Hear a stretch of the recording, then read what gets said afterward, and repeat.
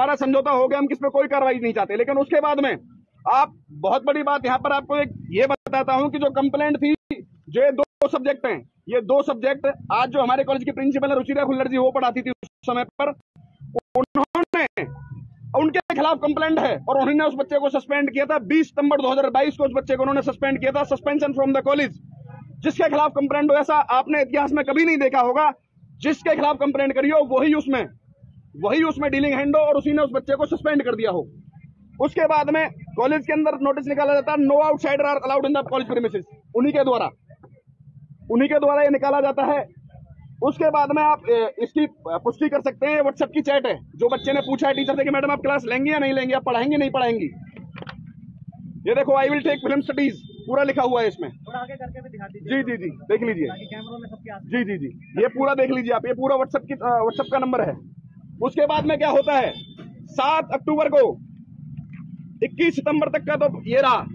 21 सितंबर तक जब तक बच्चा कंप्लेंट नहीं करता है तब तक तो कॉलेज के टाइम टेबल में ये देखिए मैंने अंडरलाइन कर रखा, MA semester 3rd sem film and literature Ruchira Khullar ji पढ़ा रही थी 21 तारीख को, 21 सितंबर 2022 को जब बच्चे ने कंप्लेंट करी। बच्चे का कंप्लेंट करने के बाद में इन्होंने क्या करा, तुरंत इन्होंने 7 अक्टूबर 2022 को हो सकता है 2 दिन ऊपर नीचे हो सकते हैं, इन्होंने तुरंत प्रभाव से अपनी क्लास हटा करके BFM ले ली और अपनी क्लासेस एक एक्सटेंशन लेक्चरर हैं उन्हें दे दी अपनी क्लास। और रूल, जबकि नियम यह है, कोई भी शिक्षाविद, आप सब मीडिया के माध्यम से मैं बताता हूं, कोई भी शिक्षाविद इस वीडियो को देख रहा हो तो जो रेगुलर क्लासेस, जो पीजी क्लासेस होती हैं, जो रेगुलर टीचर होते हैं वो लेते हैं एक्सटेंशन का, अगर रेगुलर नहीं है तो एक्सटेंशन लेते हैं। उसके बाद इन्होंने इसे सस्पेंड कर दिया। ये है, इन्होंने बदलाव कर दिया इसमें टाइम टेबल में, ठीक है जी। ये सरासर तानाशाही चल रही है। अब 1 जुलाई 2023 से जब से मैडम प्रिंसिपल कॉलेज के अंदर आई हैं तब से कॉलेज के अंदर इस तरीके की तानाशाही और रवैया अपनाया जा रहा है। सबसे पहले क्या हुआ था कि हमारे कॉलेज में 6 कोर्स आए थे, उसके लिए एनएसयूआई ने प्रयास किया था, आप सबने भी छापा था। इसमें एक MCA है, master of computer application, MCA के अंदर 60 सीट आई थी हमारे कॉलेज में, लेकिन एडमिशन नहीं हो पाया। जब हमने उसकी जाननी चाहिए तो उन्होंने कहा जी AICTE का अप्रूवल नहीं है। लेकिन यही कोर्स अग्रवाल कॉलेज के अंदर आता है। अग्रवाल कॉलेज में इसका अप्रूवल कैसे मिल गया? एक ही यूनिवर्सिटी DHC के अंदर आते हैं, एक ही स्टेट, ऐसा कैसे हो गया कि प्राइवेट को तो, सेल्फ एडेड कॉलेज को तो आपने परमिशन दे दी लेकिन गवर्नमेंट कॉलेज को नहीं दी? किसकी कमी रही? मैंने इसकी मांग करी, इन्होंने उसमें नेताओं को बरगलाया। यहाँ के जो स्थानीय विधायक हैं उन्होंने भी कहा तेरी नेतागिरी सही चमक रही, तू चमकाए जो अपनी नेतागिरी। क्या छात्र हितों में आवाज उठाना अगर नेतागिरी है? मैंने तब भी कहा था और मैं आज फिर कहता हूँ, अगर छात्र हितों में आवाज उठाना नेतागिरी तो नेतागिरी हर किसी जनप्रतिनिधि को करनी चाहिए। माननीय विधायक नरेंद्र गुप्ता जी को भी करनी चाहिए और जितने भी जनप्रतिनिधि हैं चाहे किसी भी पार्टी को उनको करनी चाहिए।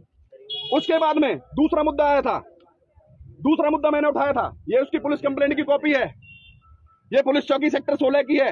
एक बच्चे ने एक लड़के से एडमिशन करवाने के एवज में 7,000 रुपए रिश्वत ली थी। मैंने उस आवाज को उठाया था, खुद प्रिंसिपल ने अपने सामने, मुझे ऐसा पता चला कॉलेज के अंदर, अपने सामने पैसे दिलवाए।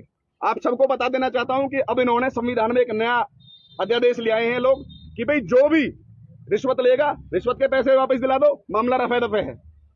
एंटी करप्शन ब्यूरो भी देख ले, विजिलेंस वाले भी देख लें, रिश्वत वापस दिलवा दिया करो, मामला खत्म हो जाएगा। क्या ऐसा है? मैंने कहा था, मैंने कहा 16 बच्चों से इसने पैसे ले रखे हैं, इस पर कार्रवाई करो और कौन इसके साथ इन्वॉल्व है उसको लेकर आओ। कौन इसके साथ इन्वॉल्व है, किसकी सह पे ये काम करवा रहा है कॉलेज के अंदर, उसे पकड़ के लाओ। फिर मैंने इनसे ये भी कहा था, मैंने कहा आप एक काम करो, आप कॉलेज के अंदर अगर आप ईमानदारी निभाना चाहते हैं, आप पारदर्शिता बरतना चाहते हैं, तो जिस भी क्लास में एडमिशन चल रहे हैं उस क्लास के बाद जितनी भी सीट खाली हैं आप उस क्लास के बाहर लगा दीजिए कि जी हमारे पास इतनी सीटें खाली हैं, ताकि पारदर्शिता रहे। जितने बच्चों का एडमिशन देते हो वो पता चलना चाहिए। लेकिन नहीं, इन्होंने मेरी बात नहीं सुनी। उल्टा ये कभी किसी को पुलिस को बुला करके कभी मेरे पर झूठा मुकदमा दर्ज करवाने की धमकी देते हैं, कभी कुछ देते हैं। जब इन्हें लगा कि मैं नहीं रुक रहा हूं, इन्होंने फिर एक और बात कही, BA क्लास में 66% वाले बच्चों को एडमिशन नहीं दिया जा रहा था, 56 वाले को दिया जा रहा था। मैंने वो आवाज उठाई, मैंने कहा आप इन्हें क्यों नहीं दे रहे? अंदर कह दिया कृष्ण अत्री जिस एडमिशन को लेकर आता है उस एडमिशन को रोक देना। मैंने कहा ये मेरे रिश्तेदार नहीं है, ये मेरे रिश्तेदार नहीं है, ये जितने भी लोग यहाँ पर आ जाए हुए हैं कोई भी इनमें से मेरा रिश्तेदार नहीं है। नितिन सिंगला जी हो सकते हैं, मयंक चौधरी जी हो सकते हैं कि हमारे पार्टी के जनप्रतिनिधि है, वो हमारे साथ में खड़े हैं, लेकिन जितने भी स्टूडेंट आए मैंने किसी को बुलाया नहीं, अपने आप आए हैं। सोशल मीडिया पर आप देख सकते हैं, ट्विटर पर आप देख सकते हैं। उसके बाद में जब इन्हें लगा कि मैं नहीं रुक रहा हूं तो इन्होंने मुझे वार्निंग लेटर दिया। वार्निंग लेटर में पढ़ के सुनाता हूं, आप लोग समझने की कोशिश करना कि जिस वार्निंग लेटर में क्या लिखा हुआ है, क्या साबित करना चाहते हैं। It has been observed that you have been indulging in unwanted activities in the college campus, which have caused untold damage to the prestige of this college. You are warned to refrain from these activities, else strict action will be taken against you. Unwanted activities में क्या क्या आता है मैं पूछना चाहता हूँ. Unwanted activities में तो मर्डर भी आता होगा. Unwanted activities में तो रेप भी आता है. Unwanted activities में डकैती भी आती है, चोरी भी आती है, सब कुछ आता है ना. फिर मैं क्या समझूं इसमें? मैं क्या समझूं? यही लेटर, और सुनो, एक लेटर मुझे बाई हैंड दिया जाता है, फिर मुझे मेल किया जाता है, फिर मेरे घर के एड्रेस पे भेजा जाता है. नहीं कि एक ही लेटर 3-3 जगह भेजा जा रहा है ताकि मेरे पे मानसिक दबाव पड़े. मैं तब भी नहीं रुका. 17 तारीख को जब हमारे कॉलेज के अंदर 17 तारीख को डीएचसी के पोर्टल पर पीजे का एडमिशन होने की ओपन काउंसलिंग की डेट थी. पिछले वाले कॉलेज में भी एडमिशन हुए. इसके पीछे एक कॉलेज उसमें हमको उस दिन एडमिशन है, तो आप पता करना. पत्रकार बंधु, आप किसी के बाध्य नहीं है, आप कहीं भी जाकर के पता कर सकते हैं. जो मैं चीजें बोल रहा हूँ साक्ष्य के आधार पर बोल रहा हूँ. इन्होंने क्या करा, इन्होंने 17 तारीख को कॉलेज में तीज मनाई.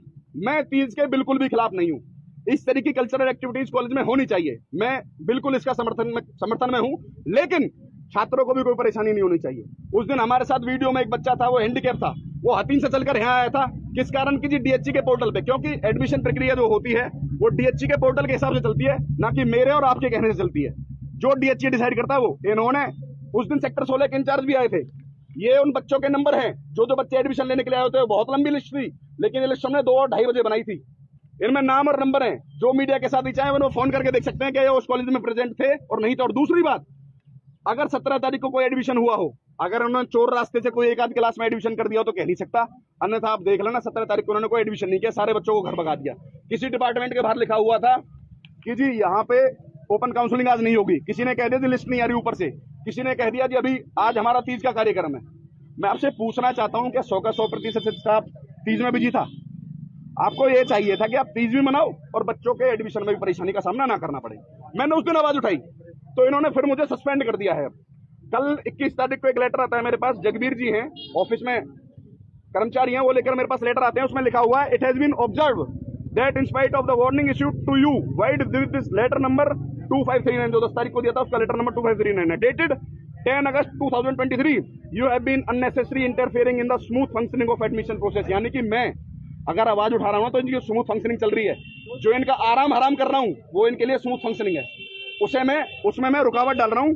इसलिए मेरे खिलाफ एक्शन ले रहे. You are an ordinary student of the college. मैं आपसे पूछना चाहता हूं, ऑर्डिनरी और इनऑर्डिनरी क्या होता है? साधारण और असाधारण क्या होता है? साधारण और असाधारण होता क्या है?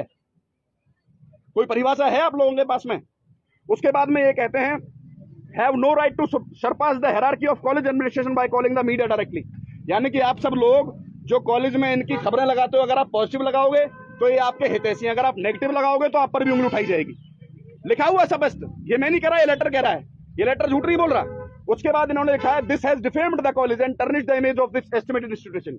यानी कि मैंने इसकी इमेज को खराब किया है.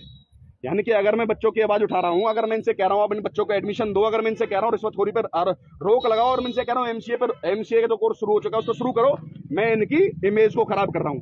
ये लोग इमेज सुधार रहे हैं. जो इनके खिलाफ आवाज उठा रहा है उसको सस्पेंड कर रहे हैं. इन्हीं के खिलाफ कंप्लेंट, यही उसको सस्पेंड करें. फिर उसके बाद आता है, as such you are hereby suspended till further order as per recommendation of the college council. यानी कि इसमें ना तो 5 दिन का पता, ना 7 दिन का पता, ना 10 दिन का पता, ना 20 दिन का पता. तो इससे ज्यादा तानाशाही और क्या होगी? अब मैं आप सबसे पूछना चाहता हूं कि इससे ज्यादा तानाशाही क्या होगी जब ये लोग इस तरीके की हरकतों पर उतारू. और किसके इशारे पे ये काम हो रहा है? भारतीय जनता पार्टी और जेजेपी जो सत्ता में काबिज हैं, क्या वो लोग इस माध्यम से मेरी आवाज को दबाना चाहते हैं? मैं उस पार्टी का सिपाही हूं जिसमें माननीय राहुल गांधी जी को संसद से सस्पेंड किया था, और वो भी न्यायालय से जीत कर आए थे. और कृष्ण अत्री आज आप सबके सामने मौके डंके की चोट पे कहता हूं कि मैं भी जीत के आऊंगा और इसको रिवोक करवाऊंगा. जो इसने लिखा हुआ है ना कि till further order as per recommendation, इसमें टाइम नहीं दे रखा, डेट नहीं दे रखा, बाउंडेशन नहीं दे रखा.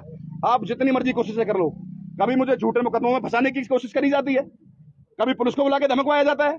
मैं इतने इन कच्ची चीजों में नहीं आने वाला. जी आप चाहते क्या है ये बताइए. मैं चाहता ये हूं कि जो चीजें चल रही हैं, जो मैंने आरोप लगाए हैं, अगर ये आरोप गलत हैं तो आप मेरे खिलाफ कानून कार्रवाई करो. अगर ये आरोप सही है तो जो इसमें इन्वॉल्व है उनके खिलाफ कार्रवाई करो. ये सस्पेंशन इस चीज का सॉल्यूशन नहीं है. सस्पेंशन इस चीज का सॉल्यूशन नहीं है.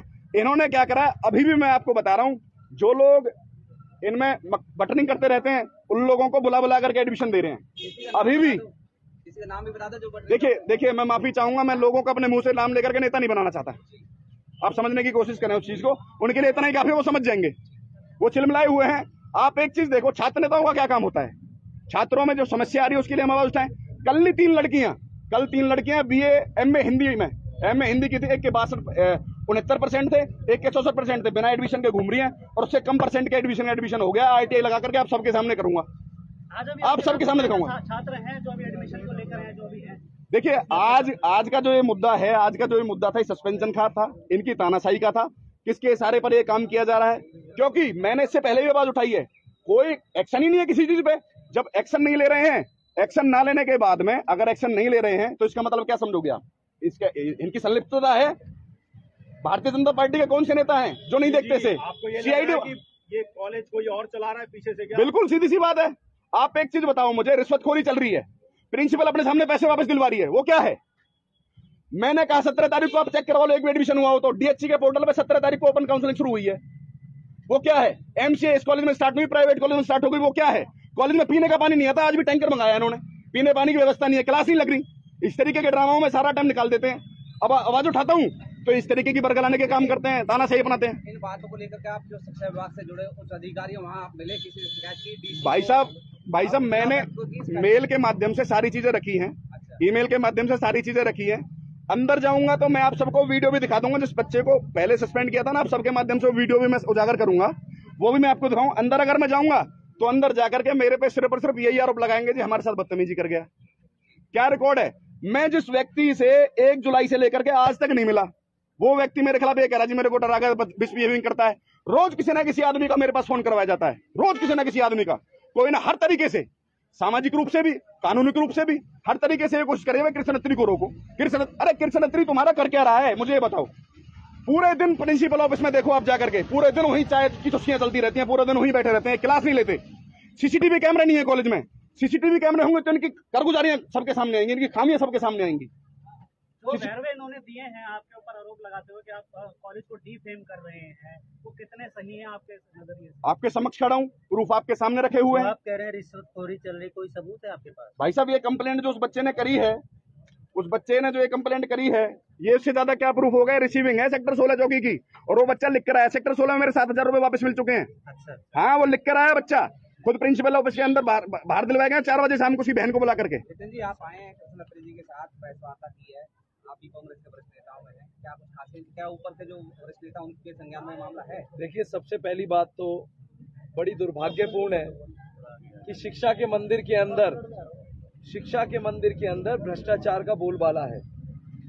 आज अगर भाई कृष्ण अत्री अपनी आवाज उठा रहे हैं तो वो अपनी थोड़ी ना उठा रहे हैं, क्या अपने किसी चाचा मामा ताऊ के बच्चे के एडमिशन के लिए उठा रहे हैं?